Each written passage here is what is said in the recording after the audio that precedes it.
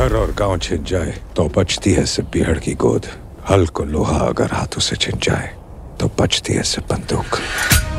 कहीं पढ़ा था सर कि हैसियत भी आसमान जैसी होनी चाहिए, क्योंकि जमीन कितनी भी महंगी हो कोई ना कोई खरीद ही लेता है।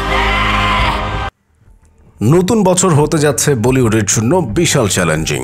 কয়েক বছর আগেও বিশ্বব্যাপী ভারতীয় সিনেমার ঝান্ডা উঁচিয়ে রাখতে বলিউড। এখন কালে ভদ্রে দু চারটি সিনেমা সুপার ডুপার হিট হলেও ভারতীয় সিনেমার সব আকর্ষণ দক্ষিণী ইন্ডাস্ট্রির প্রতি ঝুঁকে গেছে। তামিল, কন্নড়, তেলেগু, মালায়ালাম সহ সাউথের বিভিন্ন সিনেমা বিশ্বব্যাপী ঝড় তোলে। তবে 2025 কিছুটা ব্যতিক্রম হতে পারে। বলিউড প্রেমীদের জন্য বছর জুড়ে চমক থাকছে। বড় বাজেটের বেশ কিছু বলিউড সিনেমা পর্দা কাঁপাতে যাচ্ছে এই বছর। নির্মাতা সহ সিনেমা সংশ্লিষ্টদের ধারণা 2025 সালে বলিউড আবার ফিরে পাবে তার হারানো গৌরব। নতুন বছরের বিভিন্ন প্রান্তিকে ধামাকার অপেক্ষায় বেশ কিছু সিনেমা। চমক দিয়ে শুরু বছর।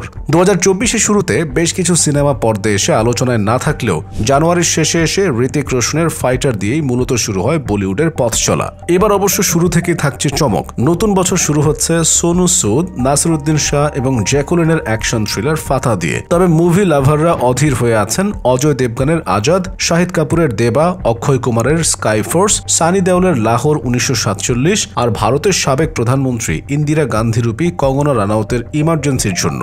বিশেষ করে পুলিশ অফিসারের লুকে শাহিদ কাপুর আর পূজা হেগড়ের পুলিশ অ্যাকশন দেবা নিয়ে দর্শকদের আগ্রহ তুঙ্গে। এটি পর্দায় আসবে 31 জানুয়ারি। একটি দুরন্ত ঘোড়া আর চটপটে তরুণের আত্মিক সম্পর্ক নিয়ে অজয় দেবগানের আজাদি নিয়েও ব্যাপক আগ্রহ দর্শকদের। এছাড়া সবসময় আলোচনায় থাকা কঙ্গনা রানাউত নিজেকে ভেঙে অভিনয় করেছেন রাজনীতির পটভূমিতে নির্মিত ইমার্জেন্সিতে। সেখানে তিনি ভারতের অন্যতম সফল নারী প্রধানমন্ত্রী ইন্দিরা গান্ধী রূপে হাজির হবেন পর্দায়। ফেব্রুয়ারি মাসের সম্ভাব্য সিনেমা আমির খানের ছেলে জুনায়েদ খানের লাভ ইয়াপা 7 ফেব্রুয়ারি, ভিশাল কুশলের শাভা 14 ফেব্রুয়ারি আর আহান শেঠির শানকি নিয়ে কিছুটা আলোচনা আছে। এই প্রান্তিকে বলিউড ইন্ডাস্ট্রি থেকে যেসব সিনেমা মুক্তি পাবে সেগুলোই মূলত সারা বছরের সফলতা ব্যর্থতার চাবিকাঠি হিসেবে বিবেচিত হবে। বলিউড ভাইজান সালমান খান আবারও চমক নিয়ে আসছেন এবছরের ঈদে। এই আর মুরুগাদাসের পরিচালনায় সালমান খান, কাজল আগারওয়াল, রশ্মিকা মান্দানার সিকান্দার মুক্তি পাবে রোজারিতে।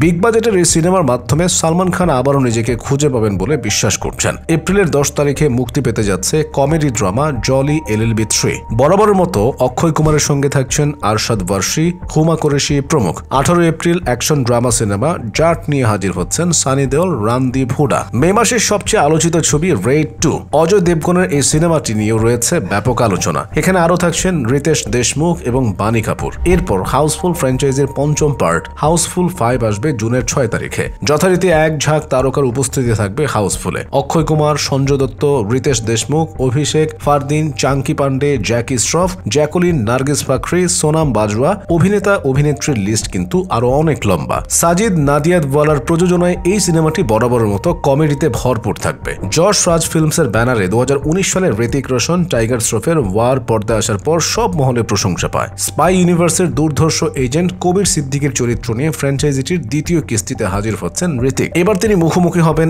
NTR জুনিয়রের সঙ্গে। সিনেমাটি মুক্তি পাবে স্বাধীনতা দিবস 15 আগস্টে। ওয়ার 2তে র এজেন্ট পাঠান আর টাইগারের সঙ্গে কবিরের যোগসূত্র মিলতে পারে ধারণা করছেন সিনেমা প্রেমীরা। ধুমধুমার অ্যাকশন ধর্মী এই ছবিতে ঋতিকের বিপরীতে থাকছেন কিয়ারা আদভানি। NTR এর সঙ্গে ঋতিকের অস্তিত্বের লড়াইয়ে কে জিতবে তা নিয়ে আগ্রহের শেষ নেই। 5 সেপ্টেম্বর আরেকটি দুর্ধর্ষ ফ্র্যাঞ্চাইজি ভাগি নিয়ে আসছে তাদের চতুর্থ পার্ট ভাগি 4। আগের কিস্তিগুলোর চেয়ে কিছুটা ব্যতিক্রমী টাইগার শ্রফকে এবার দেখা যাবে ভয়ঙ্কর রূপে। তার সঙ্গে পর্দা ভাগ করবেন সঞ্জয় দত্ত ও সোনাম বাজওয়া। 2024 সালে অজয় দেবগন এবং আর মাধবন লড়াই করেন শয়তান সিনেমায়। এবছর তারা কাঁধে কাঁধ মেলাবেন দে দে প্যার দে 2-এ। 2019 সালে রোমান্টিক কমেডি ঘরানার দে দে প্যার দে দর্শক মহলে ব্যাপক প্রশংসা করায়। এবার সেখান থেকে সিনেমার প্লট শুরু। টি সিরিজ ফিল্মের ব্যানারে 14 নভেম্বর অজয়ের বিপরীতে পর্দায় হাজির হবেন রাকুল প্রীত সিং। 21 নভেম্বর মুক্তি পেতে যাচ্ছে ফারহান আখতারের 120 বাহাদুর। 62 চীন ভারত যুদ্ধের পটভূমিতে নির্মিত এই ছবি দিয়ে 4 বছরের বিরতি ভেঙে পর্দায় ফিরছেন ফারহান। একটি যুদ্ধের নির্মম পরিণতি ফুটিয়ে তোলা হয়েছে এতে। পরিচালক রজনীশ ঘাই সিনেমার প্রধান চরিত্র ফারহান আখতারকে প্রকাশ্যে আনলেও আর কারা আছেন সে ব্যাপারে রহস্য রেখে দিয়েছেন। আর বছরের একেবারে শেষের চমক হিসেবে থাকছে আলিয়া ভাটের আলফা। সঙ্গে থাকছেন শর্বরী ওয়াঘ। দুজন সুপার নারী এজেন্টের রোমাঞ্চকর জগৎ নিয়ে বানানো হচ্ছে আলফা। একের পর এক বিপজ্জনক মিশনগুলো সাহসিকতার সঙ্গে মোকাবিলা করার দুর্দান্ত সব স্ট্যান্ড রয়েছে আলফায়। ছবিতে আলিয়া শর্বরীর বেশ কটি অ্যাকশন দৃশ্যে থাকবে সর্বাধুনিকতার ছোঁয়া।